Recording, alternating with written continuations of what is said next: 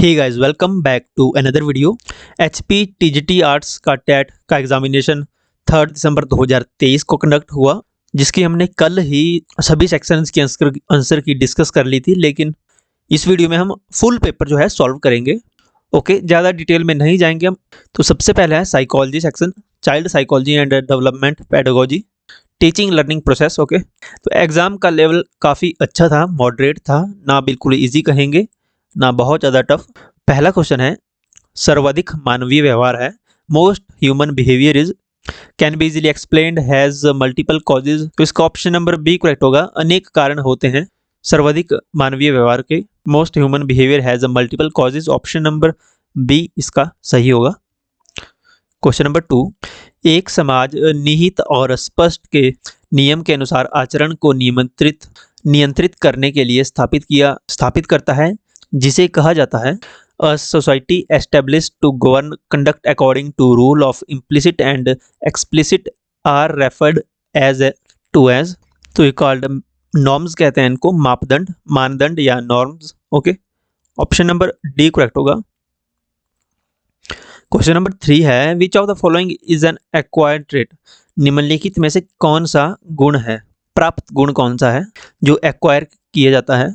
अगर एनवायरनमेंट की बात करें तो जो सूरज की जलन होती है, सन टैन होता है, ये एनवायरनमेंट से फैक्टर है, एनवायरमेंटल फैक्टर है। तो क्वेश्चन नंबर 4 है, एजुकेशन साइकोलॉजी हेल्प्स एजुकेटर्स। शैक्षिक मनोविज्ञान शिक्षकों की सहायता करता है समझने में कि छात्र कैसे ज्ञान प्राप्त करते हैं, प्रभावी शिक्षण रणनीतियों का विकास करने के लिए या अधिगम संकटों या का मूल्यांकन और निदान करने के लिए। तो ऑल ऑफ दी अबव, ये सभी जो है एजुकेशन साइकोलॉजी शिक्षकों की मदद करती है इस प्रकार से। तो सभी ऑप्शन करेक्ट हैं, option number D. Question number 5 है, for Skinner development is the result of. Skinner के लिए विकास परिणाम है। अ कंटिन्यूस शेपिंग प्रोसेस है, एक सतत आकार देने की प्रक्रिया है विकास जो है, according to Skinner. Option number A correct होगा। क्वेश्चन नंबर 6 है, operant conditioning aims to condition what kind of behaviour. क्रिया प्रसूत अनुबंधन का उद्देश्य किस प्रकार के व्यवहार को अनुकूलित करना है। उत्सर्जित प्रतिक्रियाओं को, एमिटेड रिस्पॉन्स करेक्ट ऑप्शन होगा इसका, option number B. Question number 7 है, from an interaction of physical and psychological factors that results to seem illness are called. शारीरिक और मनोवैज्ञानिक कारकों की परस्पर क्रिया से जो रोग प्रतीत होते हैं वे कहलाते हैं मनोदैहिक। ऑप्शन नंबर बी करेक्ट होगा। क्वेश्चन नंबर 8 है, हम बुद्धि को इस प्रकार से परिभाषित कर सकते हैं। ये क्वेश्चन नॉन मेडिकल में भी पूछा गया था, अभी जो 27 नवंबर को टेट का एग्जामिनेशन हुआ था नॉन मेडिकल का, ये उसमें भी क्वेश्चन आया था, एज इट इज आ गया था। ऑप्शन बी सेम थे। हम बुद्धि को इस प्रकार से परिभाषित कर सकते हैं कि ability to think abstractly and learn from experience. अमूर्त रूप से सोचने और अनुभव से सीखने की क्षमता जो है, इसको हम बुद्धि को परिभाषित करने की परफेक्ट डेफिनेशन है। ऑप्शन नंबर ए करेक्ट होगा। Question number 9, a primary goal of education psychology is to. शिक्षा मनोविज्ञान का प्राथमिक लक्ष्य है। एजुकेशन साइकोलॉजी जो है, इसका प्राथमिक प्राइमरी जो गोल है वो है शैक्षणिक प्रदर्शन को सुधारना, improve academic performance. Second option है छात्रों की प्रेरणा को बढ़ाना या अध्ययन और विकास को सुविधाजनक बनाना या स्कूल के वित्त को बढ़ाना। तो एजुकेशन साइकोलॉजी का प्राइमरी गोल तो ये नहीं है, इंक्रीज स्कूल फंडिंग, ये तो नहीं होगा। ऑप्शन नंबर डी तो एलिमिनेट हो जाएगा। होगा तो ऑप्शन ए बी सी में से ही कोई एक ऑप्शन है।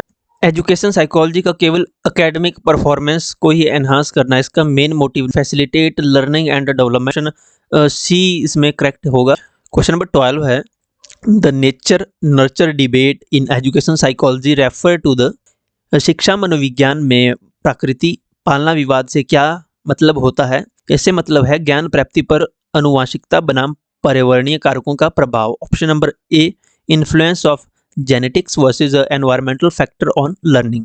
ऑप्शन नंबर ए करेक्ट होगा। क्वेश्चन नंबर 13 है, which theory suggests that learning occurs through observation and limitation. कौन सा सिद्धांत सूचित करता है कि सीखना दर्शन और अनुकरण के माध्यम से होता है। तो ये सोशल लर्निंग थ्योरी है, सोशल लर्निंग थ्योरी, सामाजिक शिक्षण सिद्धांत। ऑप्शन नंबर बी करेक्ट है। क्वेश्चन नंबर 14 है, सोच, भावनाओं और कार्यों के बारे में चेतना की डिग्री है। Degree of consciousness about thinking, feeling and actions is. ये सेल्फ अवेयरनेस है, आत्म जागरूकता। ऑप्शन नंबर ए करेक्ट होगा। क्वेश्चन नंबर 15 है evaluation of self based on reflection और social comparison is known as. स्वयं का मूल्यांकन प्रतिबिंब या सामाजिक तुलना पर आधारित के रूप में जाना जाता है। तो जाना जाता है सेल्फ एस्टीम यानी आत्मसम्मान। Option B is correct. Question number 17 बौद्धिक विकास का सिद्धांत किसने दिया? Theory of cognitive development theory Jean पियाजे ने दी थी। ऑप्शन नंबर बी करेक्ट होगा। संज्ञानात्मक बुद्धि का सिद्धांत, ऑप्शन नंबर बी जो है करेक्ट है, जीन पियाजे। क्वेश्चन नंबर 18 सामाजिक मनोवैज्ञानिक के अनुप्रयुक्त पहलुओं को मापने के लिए तकनीकों का विकास और पूर्णता शामिल है। Applied aspects of social psychology include the development and perfection of techniques for measuring attitude and opinion. तो both A and B, option number D is correct, both opinion and attitude. Question number 20 है in the school the child faces. School में बच्चों का सामना होता है, बच्चे जब स्कूल में जाते हैं तो उनका सामना एक नई सोसाइटी से होता है, नए समाज से, new society. Option B correct होगा। Question number 21 the concept of ZPD जो है zone of proximal development was introduced by. तो ये कंसेप्ट किसने दिया था? ये लेव वाइगोत्स्की ने स्टेटमेंट जो कंसेप्ट दिया था। ऑप्शन नंबर ए करेक्ट होगा। Question number 22 education psychology is relevant to. शैक्षिक मनोविज्ञान प्रासंगिक है कक्षा के शिक्षक के लिए, स्कूल प्रशासक के लिए भी, माता पिता और देखभालकर्ता के लिए भी इंपॉर्टेंट है, यानी कि उपरोक्त सभी। ऑप्शन डी करेक्ट होगा, all of the above. Question number 23 है which of the following is an example of an individual learner characteristic. निम्नलिखित में से कौन सी व्यक्तिगत शिक्षार्थी विशेषता का एक उदाहरण है?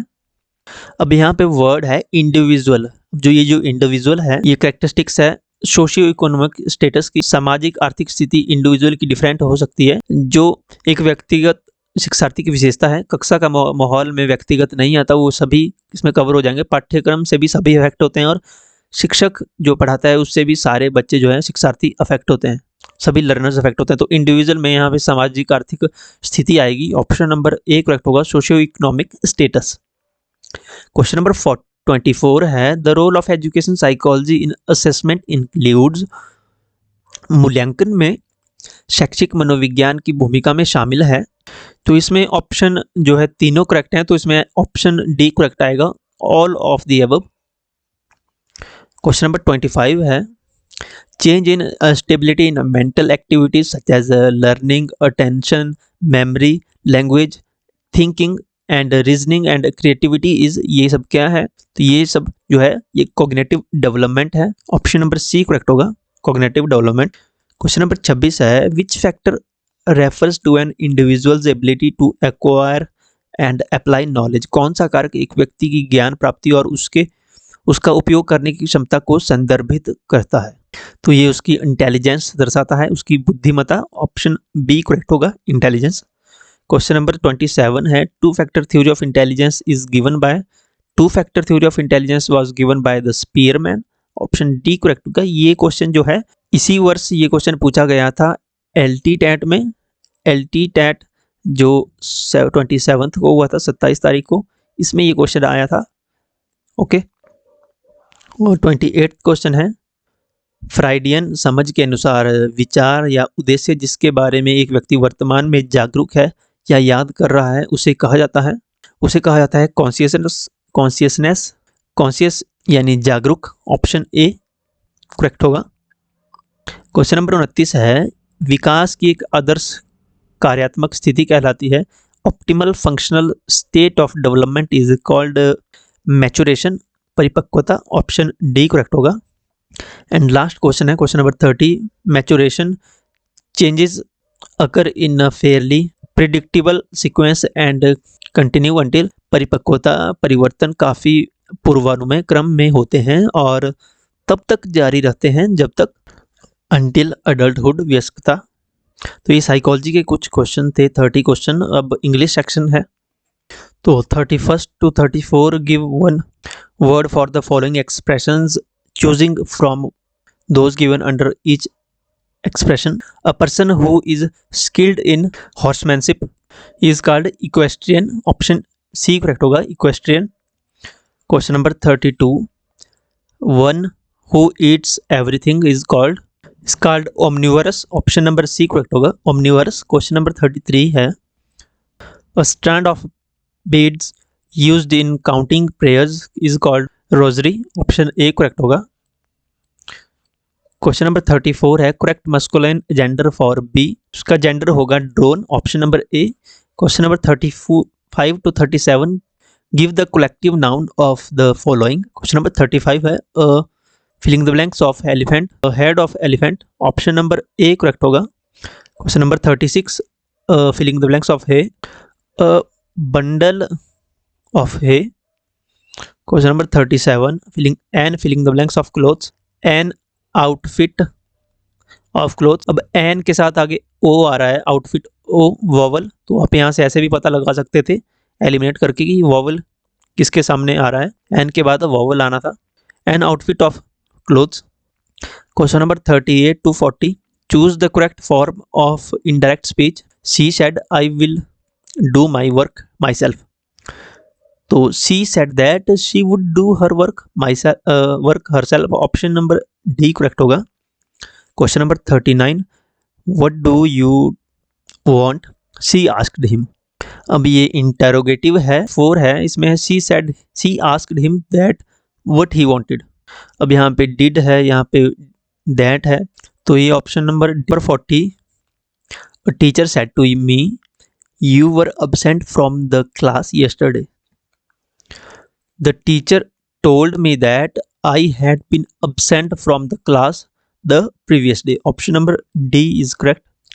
You cannot be too sensitive, feeling the criticism if you have become a celebrity. You cannot be too sensitive to criticism. Option number C आएगा इसमें. Question number 43. If I give you the camera, can you take a photograph of me. Option number A correct होगा, of. Question number 44 to 48, choose the correct option to complete the given idiomatic process expressions. As bold as brass. Option number D correct होगा. Question number 45, to brush up, to renew. Option D. Question number 46, to err is filling the blanks, to forgive is divine. To err is human, to forgive is divine. Option number A. Question number 47, to drive home, to emphasize. Option number D. Question number 48, as tough as the leather. Option number C is correct. Question number 49 है, इसमें opposite meaning बताने हैं आपको. Poverty का opposite होगा prosperity. Option number A. Aromatic का होगा opposite malodorous. Option number D. Question number 51 का है, फिक्कल का अपोजिट होगा कांस्टेंट. 52 to 54 बताने हैं. Fill up the blanks in the following sentence using the correct option. I filling the blanks English for 10 years. Third option देखते हैं. I have been teaching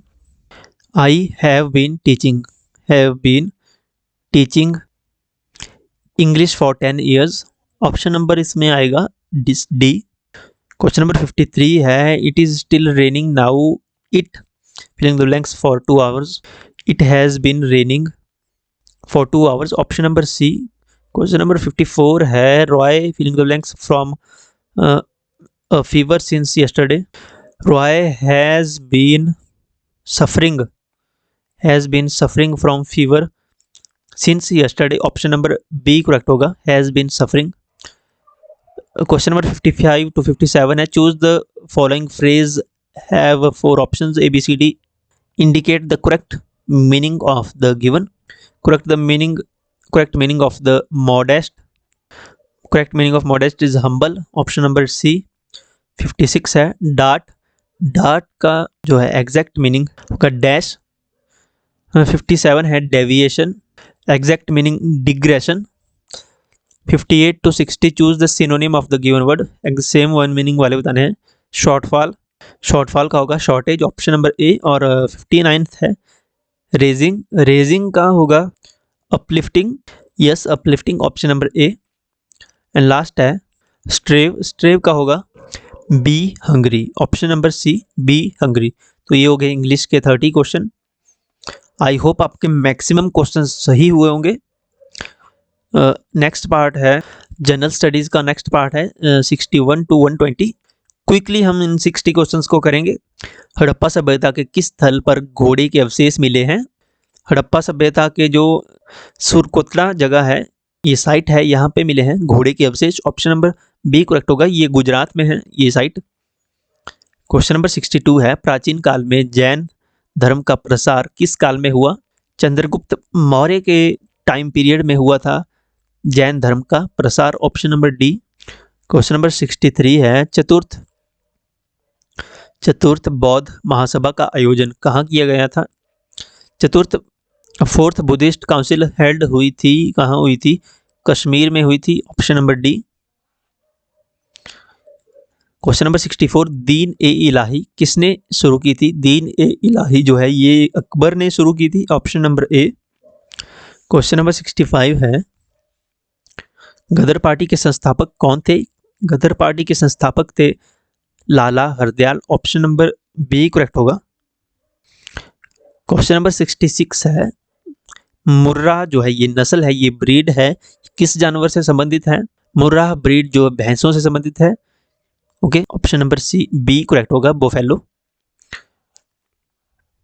question number 67 Bhopal gas tragedy, ये इसमें कौन सी gas का रिसाव हुआ था? Which gas leaked in Bhopal gas tragedy? इसमें मिथाइल आइसोसाइनेट लीक हुई थी गैस, ये जो जिसका रिसाव हुआ था, ऑप्शन नंबर सी करेक्ट होगा, methyl isocyanate, option number C. Question number 68 है जो ये भारत में संसद के संयुक्त अधिवेशन की अध्यक्षता कौन करता है? ये क्वेश्चन LT टैट में भी पूछा गया था अभी 27th को।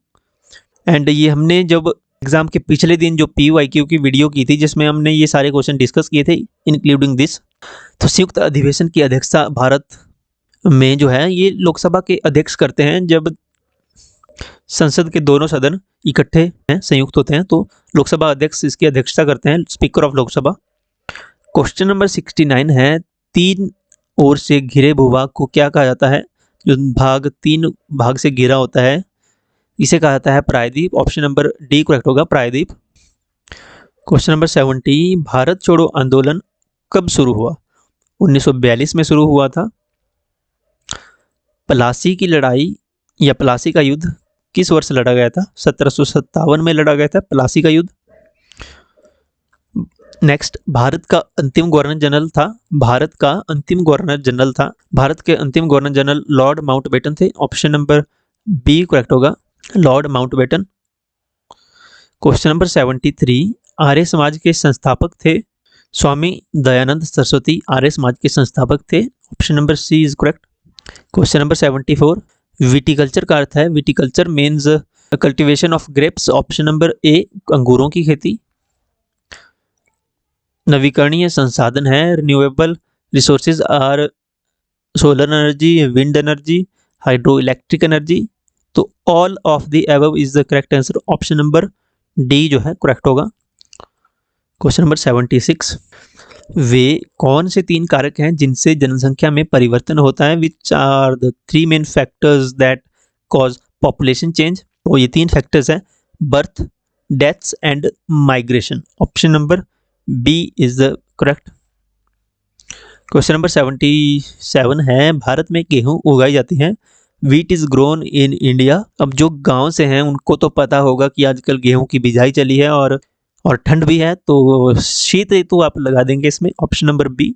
ये जो है इसको बोलते हैं रबी फसलें कहते हैं इसको, जो विंटर्स में उगाई जाती हैं रबी फसल, ओके। और दूसरी होती है खरीफ फसल जो बरसात में उगाई जाती हैं, वो खरीफ फसलें होती हैं, रबी फसलें ठंड में उगाई जाती हैं शीत ऋतु में। विंटर सीजन जो है इसका करेक्ट होगा।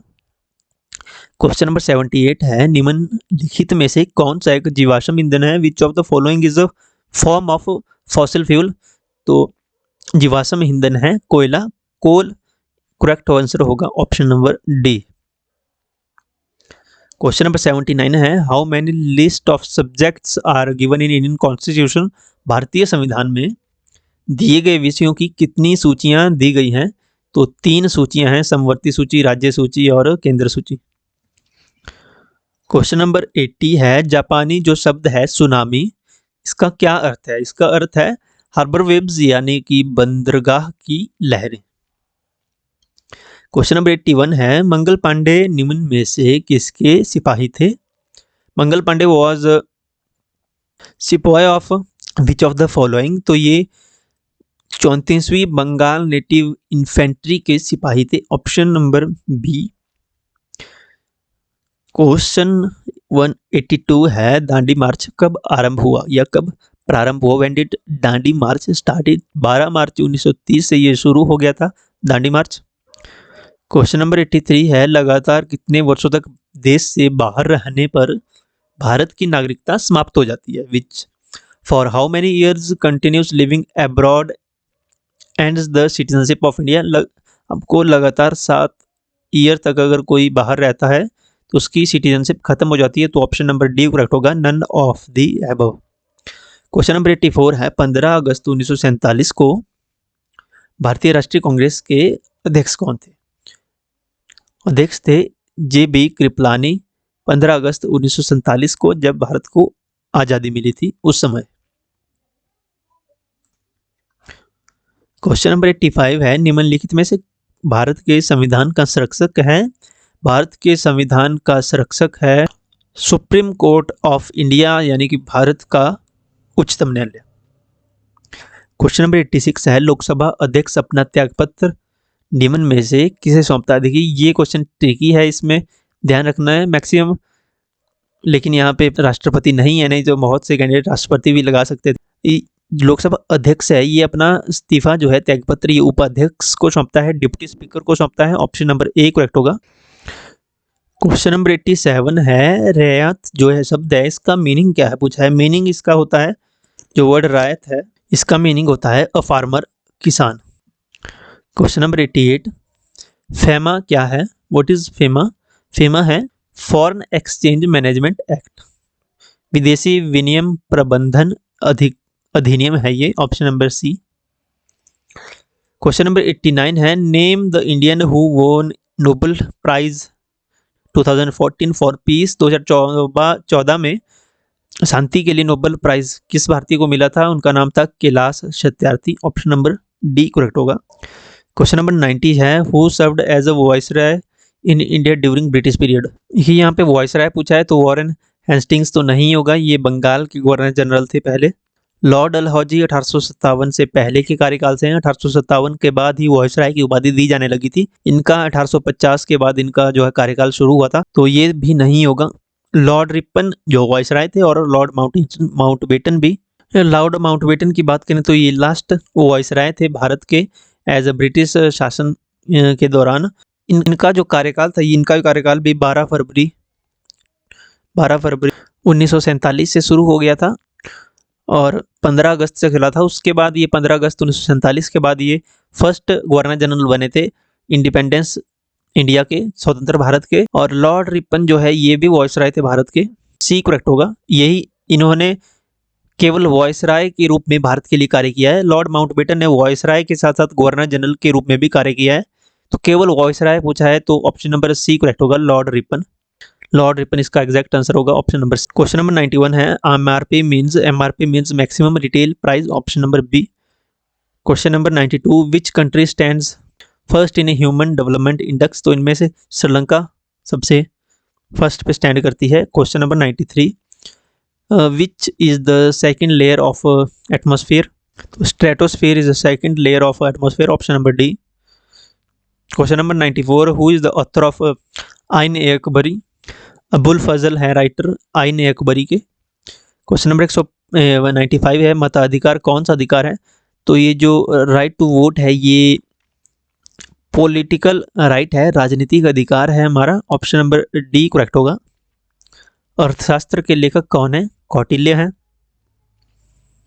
क्वेश्चन नंबर 97, औरंगजेब की मृत्यु कब हुई? 1707 ईस्वी में हुई, 1707, option number A. Question number 98, प्रसिद्ध जगन्नाथ मंदिर भारत के किस राज्य में स्थित है? जो प्रसिद्ध जगन्नाथ मंदिर है ये भारत के उड़ीसा में स्थित है, ऑप्शन नंबर सी। रोहतांग दर्रा भारत के किस राज्य में स्थित है? रोहतांग दर्रा ये हिमाचल प्रदेश में स्थित है। उत्तरी अमेरिका में कौन से घास के मैदान पाए जाते हैं? तो प्रेरी घास के मैदान पाए जाते हैं नॉर्थ अमेरिका में। क्वेश्चन नंबर 101 है, who is called consumer? The buyer of the product is called consumer, option number B. उत्पाद खरीदने वाले को कहते हैं कंज्यूमर, उपभोक्ता। क्वेश्चन नंबर 103 है, what was the early name of Shershah Suri? तो फरीद नाम था शेरशाह सूरी का, प्रारंभिक नाम था फरीद। क्वेश्चन नंबर 104 है, विश्व में आर्थिक मंदी कब आई थी? विश्व में आर्थिक मंदी जो है ये 1929 ईस्वी में आई थी। जो हमने पहले वीडियो डाली थी उसमें हमने गलती से 1932 बता दिया था, ऑप्शन बी करेक्ट होगा इसका, 1929। इस क्वेश्चन को वहाँ करेक्ट कर लें जिन्होंने पुरानी आंसर की से मैच किया था, तो इस क्वेश्चन में थोड़ा डाउट था, तो ऑप्शन नंबर बी करेक्ट होगा। 1929 में हुआ था, ऑप्शन नंबर बी इसमें करेक्ट है। Who called for the total revolution? संपूर्ण क्रांति का आह्वान किसने किया था? जय प्रकाश नारायण ने किया था संपूर्ण क्रांति का आह्वान, option number D. Question number 106, Pandit Nehru का राजनीतिक उत्तराधिकारी कौन थे? इस क्वेश्चन में भी काफी कंफ्यूजन क्रिएट हुई है बच्चों में। जो राजनीतिक सक्सेसर थे, पॉलिटिकल सक्सेसर थे, वो पंडित नेहरू के लाल बहादुर शास्त्री थे। अब जब पंडित नेहरू की डेथ हुई थी तो एक शॉर्ट टाइम पीरियड के लिए किसी और व्यक्ति को जो है प्रधानमंत्री, प्राइम मिनिस्टर बनाया गया था। उनको सक्सेसर काउंट मत कीजिए, वो सक्सेसर नहीं थे। तो कुछ कैंडिडेट ऑप्शन डी लगा रहे थे, तो ऑप्शन डी नहीं होगा। कमेंट भी आई थी मुझे कि ऑप्शन डी होगा, तो ऑप्शन डी नहीं होगा। राजीव गांधी भी नहीं होगा, इंदिरा गांधी भी नहीं होगी। यहाँ पे फैमिली को नहीं देखना है, यहाँ पे पॉलिटिकल जो है कैरियर देखना है। उनके बाद किसने जो है पदभार संभाला था कंटिन्यूटी में? तो लाल बहादुर शास्त्री ने संभाला था पदभार, तो ऑप्शन नंबर ए करेक्ट होगा, लाल बहादुर शास्त्री। पंडित जवाहरलाल नेहरू के बाद जो इलेक्टेड पीएम बने थे चुनाव के बाद, okay, Lal Bahadur Shastri, option number ए। नानावती आयोग संबंधित है, जो नानावती कमीशन है ये रिलेटेड है एंटी सिक्योरिट्स के, सिख विरोधी दंगों के, ऑप्शन नंबर ए करेक्ट होगा। क्वेश्चन नंबर 108 है, भारत में चौथा आम चुनाव कब हुआ था? चौथा आम चुनाव 1967 ईस्वी में हुआ था, 1967 AD, option number B. Question number 109 है, मोनाजाइट रेत में निम्न में से कौन सा खनिज पाया जाता है? तो थोरियम पाया जाता है मोनाजाइट रेत में, जो मिनरल मिलता है इसमें थोरियम। क्वेश्चन नंबर 110 है, निम्न में से कौन सा वेद सबसे पुराना है? ऋग्वेद जो है सबसे पुराना है, ऋग्वैदिक पीरियड में ऋग्वेद जो है सबसे पुराना है। क्वेश्चन नंबर 111 है, भारत में सबसे लंबी रात किस तारीख को आती है? 22 दिसंबर को सबसे लंबी नाइट होती है, longest in India. Question number 112, देशांतर के बीच अधिकतम दूरी होती है? Between longitudes maximum distance is at on equator, भूमध्य रेखा पर। क्वेश्चन नंबर 113 है, which country has a maximum time zone? अब यहाँ पे ये नहीं लिखा है निम्नलिखित में से सबसे ज्यादा टाइम जोन किस देश के हैं। अगर निम्नलिखित लिखा होता तो आपको इनमें से बताने थे। यहाँ पे सभी देशों की, सभी की बात की है कि किस देश की है, तो यहाँ पे फ्रांस के सबसे ज़्यादा हैं, तो ऑप्शन डी करेक्ट होगा, इनमें से कोई नहीं। क्वेश्चन नंबर 114, प्रसिद्ध लेजर डेजर्ट जो है गोबी डेजर्ट कहाँ स्थित है? गोबी डेजर्ट जो है ये मंगोलिया में है, ऑप्शन नंबर सी करेक्ट होगा, मंगोलिया।